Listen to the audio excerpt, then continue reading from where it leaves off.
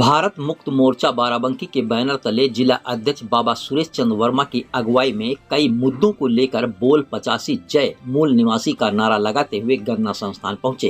किन मुद्दों को लेकर निकाली गई रैली, सुनिए जिला अध्यक्ष बाबा सुरेश चंद्र वर्मा से। हम लोगों की मुख्य मांगे हैं। आज तीसरे चरण का आंदोलन हमारा चल रहा है।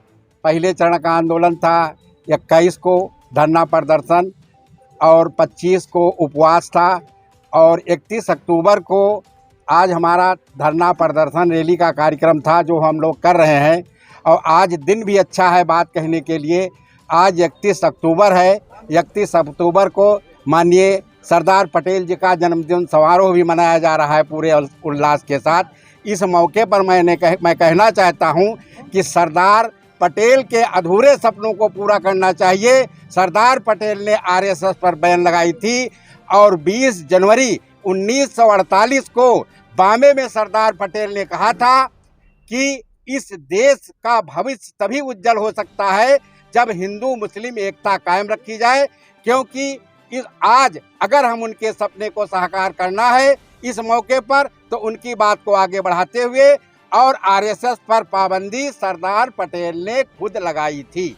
इसलिए आज इस देश में भारत मुक्ति मोर्चा, बहुजन क्रांति मोर्चा के बैनर तले हम लोगों के पास हजारों सबूत हैं कि आरएसएस एक आतंकवादी संगठन है और आतंकवाद के पास भारत मुक्ति मोर्चा, बहुजन क्रांति मोर्चा के पास सैकड़ों सबूत हैं।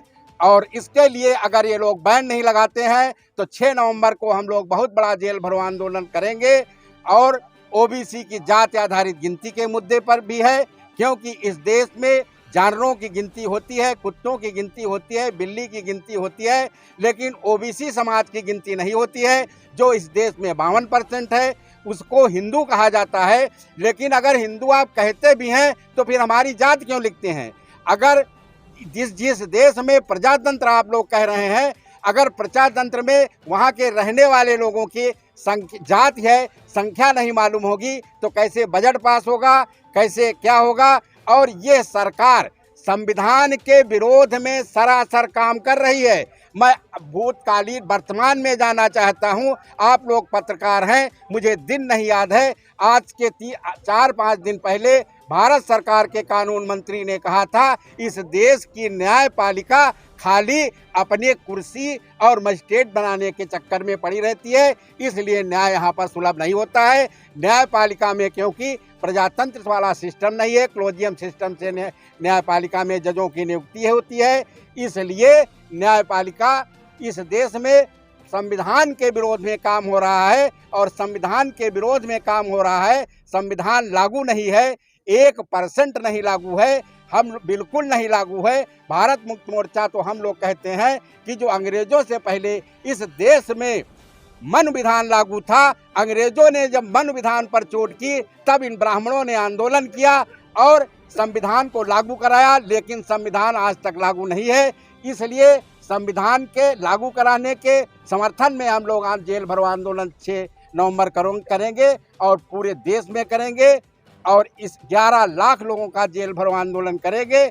और इस देश के अंदर सच्ची श्रद्धांजलि सरदार पटेल को तभी होगी। सभी मूल निवासी भाइयों से मैं कहता हूँ, सरदार पटेल के अगर उन्होंने जो सोचा था उनके सपनों को साकार किया जाए, मैं दोबारा उसी बात को फिर दोहराता हूँ। सरदार पटेल ने अपने मुख से कहा था कि आरएसएस ये अलगाववादी संगठन है, ये देश को बांटना चाहता है, इसी की वजह से पाकिस्तान बना, इसी की वजह से बांग्लादेश बना, खालिस्तान बना, तमाम देश इसी वजह से बने। तो सरदार पटेल ने इस पर बैन लगाया था और सरदार पटेल ने 20 जनवरी 1948 को बम्बई में एक शब्द भी कहा था, अगर इस देश को आगे बढ़ाना है तो हिंदू मुस्लिम एकता कायम करके ही आगे बढ़ाया जा सकता है, जो आप सभी लोग जान सकते हैं। इसलिए इस समय आरएसएस धर्म के नाम पर आगे बढ़ रही है, आतंकवाद के नाम पर आगे बढ़ रही है।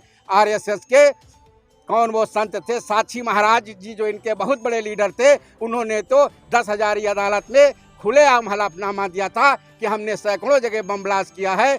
और दूसरा कर्नल पुरोहित जिसके पास पक्के सबूत मिले कि जो मिलिट्री का रिटायरमेंट था, उन्होंने कहा था कि मैं इन लोगों को आरडीएक्स मुहैया कराया।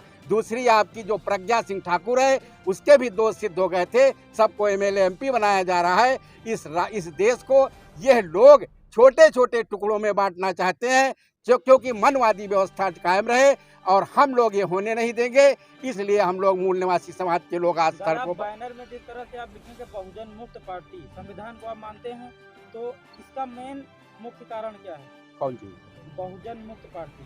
बहुजन मुक्ति पार्टी मतलब बहुजन माने बहुत जने। इस देश में 85% गुलाम हैं।